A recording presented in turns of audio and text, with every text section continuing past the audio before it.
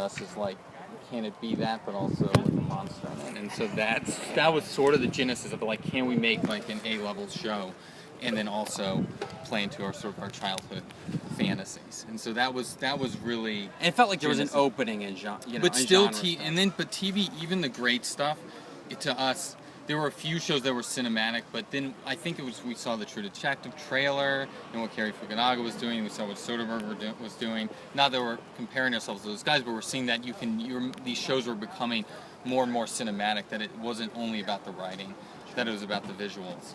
And then we started getting excited about it. But then we were like, no, we know nothing about television, so we had no idea how to do this, and then. So we had this idea, but we weren't doing anything with it. Then, like 2 weeks later, we got a call about Wayward Pines. We've never gotten a call about television in our lives, and we're like, well, we'll just do that. We'll learn the ropes, and so we did that, and sort of figured the whole thing out, and then we wrote this on spec. Nice, very nice.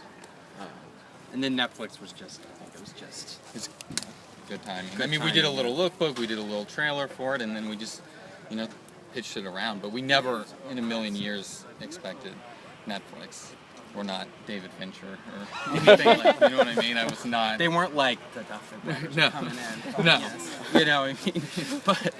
But I think it was what they were looking, it was something that they were looking for, and they liked the pilot.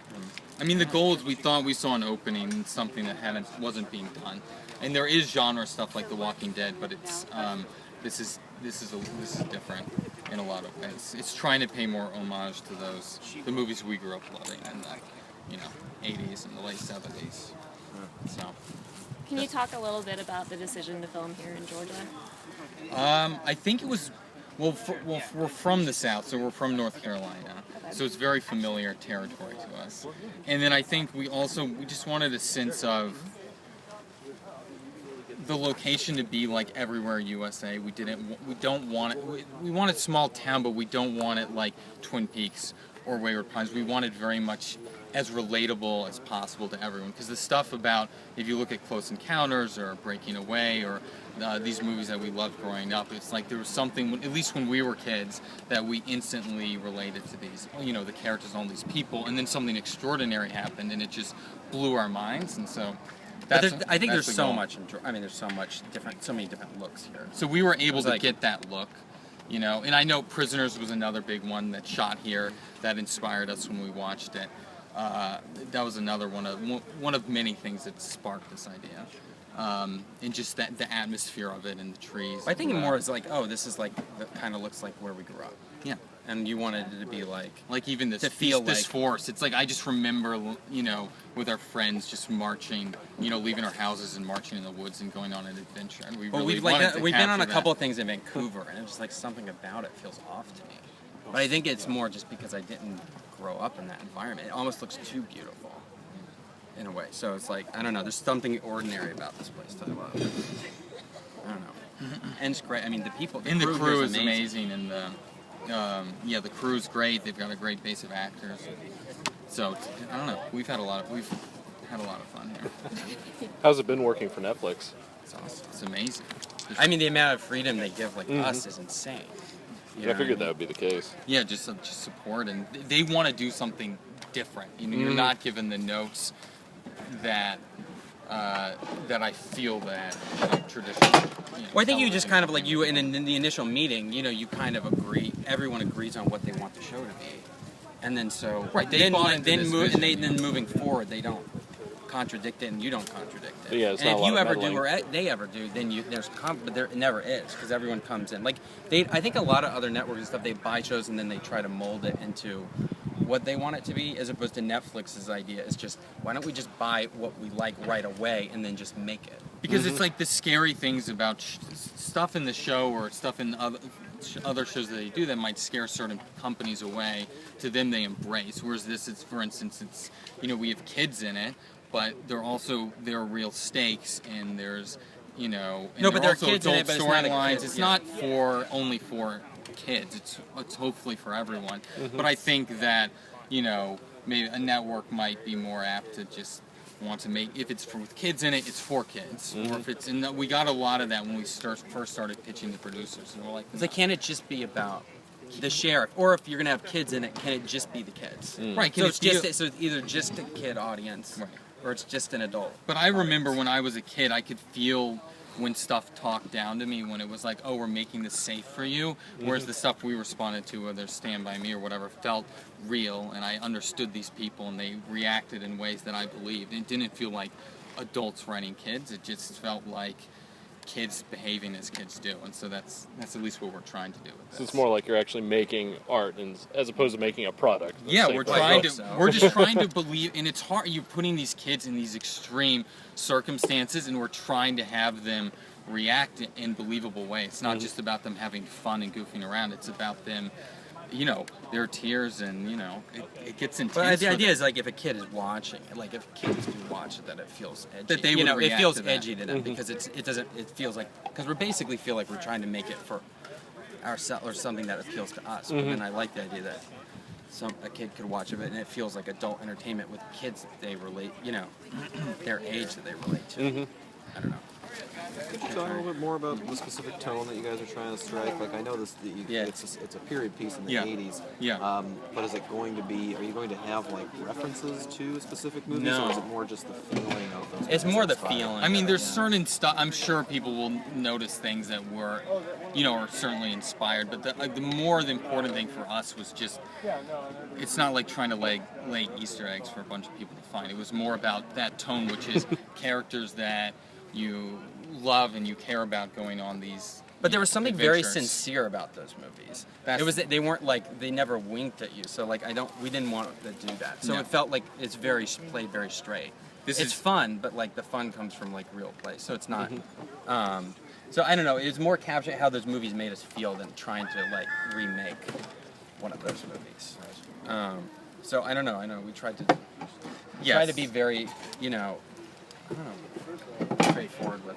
Yeah, we're storytelling. trying not to be cute or overdo it or make it actually even feel too 80s. I mean, even if you look at stuff like E.T., there's this, to me, even watching it now, it really feels timeless, and it's trying to capture this. This is not the Goldbergs where you're like really playing into that 80s thing. I mean, to us, it was more about, we wanted that Cold War environment. We wanted that idea of kids where your parents are not tracking you on a GPS, you know what I mean, or they can call you on a cell phone. Writing horror is so much better when you don't have cell phones. You don't have to go. So it's those little things. But I hope that people just sort of forget the period aspect of it. It's fun, but that's not really the point. I mean, I like the kids on walkie-talkies and that. I mean, that stuff is all great. The analog aspect of it and aesthetically, it's great.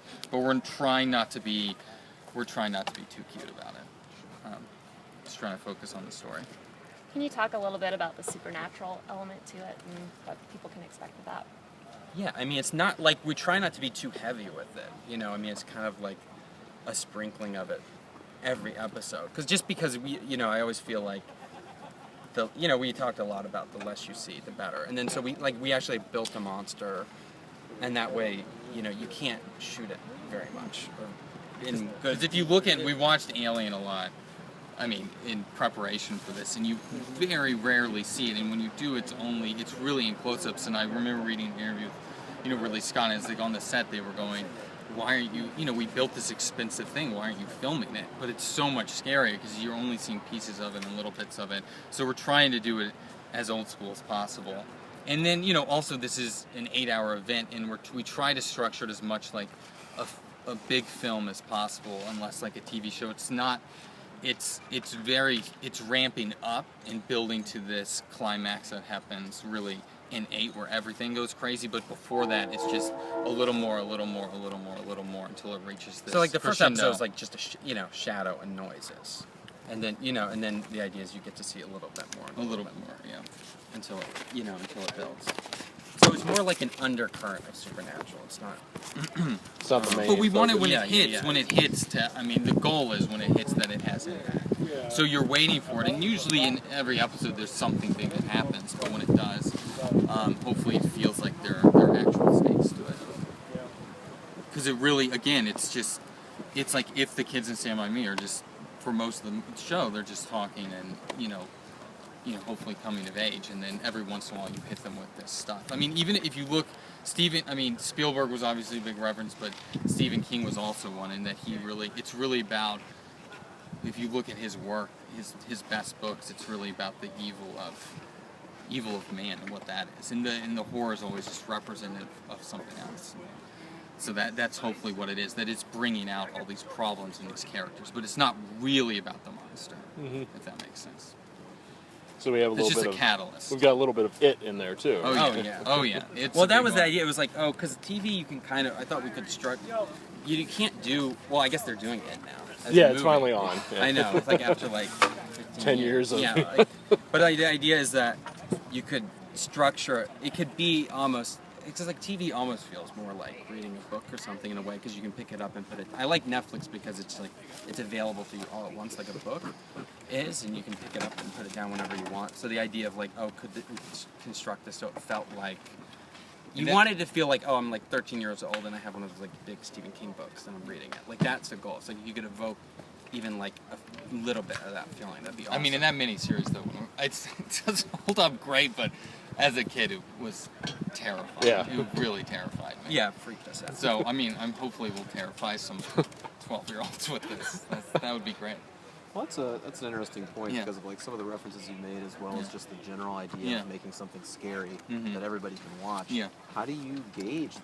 Is there a limit that you put on yourself of that's too scary, that's too much, that's going to be too much for younger audiences or whatever, or do you just we just trust it? Yeah. But again, I think if it's not playing into the gore factor, I think that it's not constantly hitting you over the head with this stuff. So I think that it's a fine line for sure. You want to scare the 12-year-olds who are watching this, but.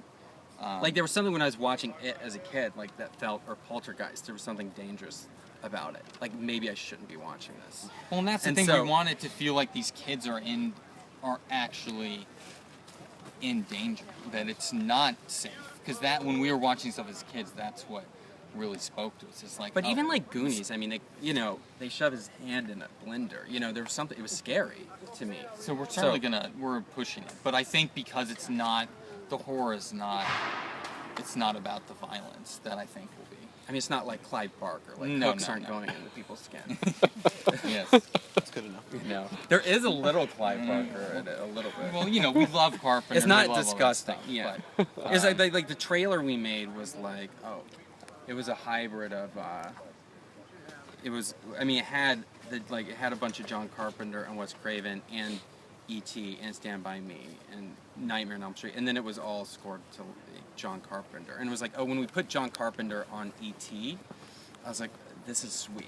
This is kind of the tone. Well, because I feel that worked really well. Well, E.T. is, it's pretty scary. A lot of it is, especially the first stuff. And so when we saw those tones all sort of come together, it sort of felt like it merged as one. It didn't feel disparate. Because we kind of have we have teens and we have kids and then we have adults. So we always the very basic thing is the kids are more on that, Stand By Me or Goonies kind of coming of age story, and the teens are in more of if it is Nightmare on Elm Street, sort of that sort of 80s or John Carpenter or Wes Craven storyline, and the adults are more like Spielberg, where it's they're more in denial about what's going on, and they slowly come to realize that Close Encounters thing.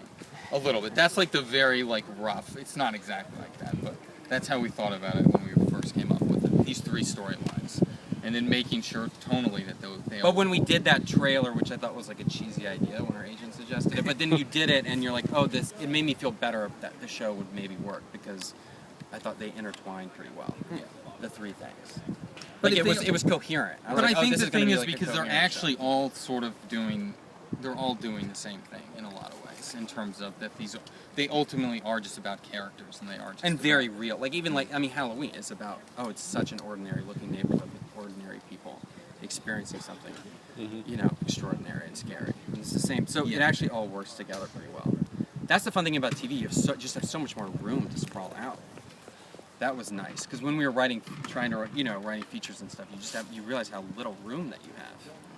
And if you're doing a horror, it's you have to hit, if it's sort of it's a comedy, you got to get a certain number of laughs a minute for that test screening, or horror, you've got to hit a certain number of scares, you know, or people won't be satisfied, or at least the studios think they won't be satisfied. Like a horror movie has to just be horrific from beginning to end, but if you look at The Shining or Rosemary's Baby or anything like that, it's much more about characters and tone than it is about, you know, stupid jump scares. Which to me, as a horror fan, I'm totally jaded. It doesn't interest me anymore. You know what I mean? It gets doesn't really scare boring. me. It gets really boring after you're like over the age of 13. Like the jump scare. Like I thing went through stopped the working horror for me. phase, when we were like 13, 14, 15, and you're like, okay, I get it. I've seen it done. So you want something more artful at a certain point. Not that we won't do a couple.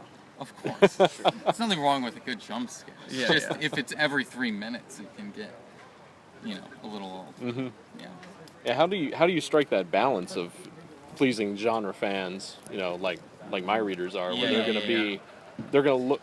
It's so hard to really nail that down of who you're going to please the most. I know. I have no idea. We don't know. We're just. I mean, the goal when we wrote this, it was not calculated. It was just we were just writing what we really wanted to see. We saw the show that I want to watch on TV. I love TV and I'm loving what's on there, but the show I really want to watch isn't on there, and so we just wrote that, and luckily it's worked out so far. So fingers crossed. But you can't think about that kind of stuff too hard. It'll drive you crazy. But I'm hoping that the genre fans do embrace the sort of old school approach to it. That it's okay that it's not scaring them every second. That it slows down and you get to know these people. I mean, I'm hoping that works for everyone. That's the goal. Can you guys talk a little bit about the casting and what you were looking for with your leads? I mean, the main thing was, there was Winona, which was like the first big piece that slotted into place, and she just is someone we wanted right away. And she's Winona, and then that sort of gave the show a bit of an identity right away. And then the big thing was just finding these kids, and with that you just audition the hell out of everybody who's interested. Okay, and then. We need a minute now with the Duffers. If we have a minute later, we can come back with them. Thanks for Thank you. Okay.